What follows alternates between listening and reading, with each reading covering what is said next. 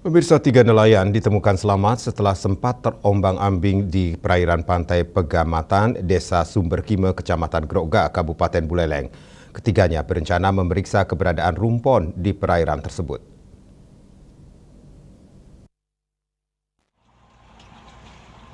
Identitas korban yakni Putu Arimbawo 31 tahun, Komang Suarsana 27 tahun, dan Komang Mangku 41 tahun yang kesemuanya merupakan warga Sumberkime, Kecamatan Grogak, Kabupaten Buleleng. 3 orang nelayan tersebut melaut untuk memeriksa keberadaan rumpon di perairan pantai Desa Sumberkime, Kecamatan Grogak, Kabupaten Buleleng sekitar pukul 15 WITA dengan menggunakan 1 buah jukung. Namun tak kembali ke daratan hingga pagi harinya. Pihak keluarga dan sesama rekan nelayan khawatir jika terjadi sesuatu. Para nelayan yang tergabung dalam kelompok nelayan Sumber Sari berinisiatif melakukan pencarian menggunakan 7 buah jukung. Awalnya upaya pencarian tidak berhasil menemukan keberadaan korban.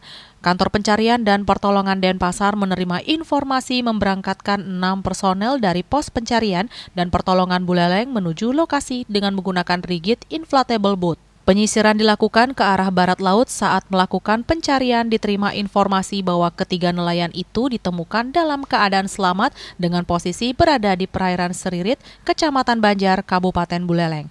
Selanjutnya dilakukan evakuasi menuju pantai Pegamatan, Kabupaten Buleleng. Melaksanakan pencarian dengan rigid inflatable boat yaitu RIB 04 Buleleng, melaksanakan pencarian dengan POB 5 orang, melaksanakan pencarian dari Cilukan Bawang menuju Sumberkime menuju LKM. Nah, pada pukul 04.00 dari kelompok nelayan Sumber Sari melaksanakan pencarian dengan 7 jukung. Di para kelompok nelayan melaksanakan pencarian ke arah target diperkirakan untuk kegiatannya.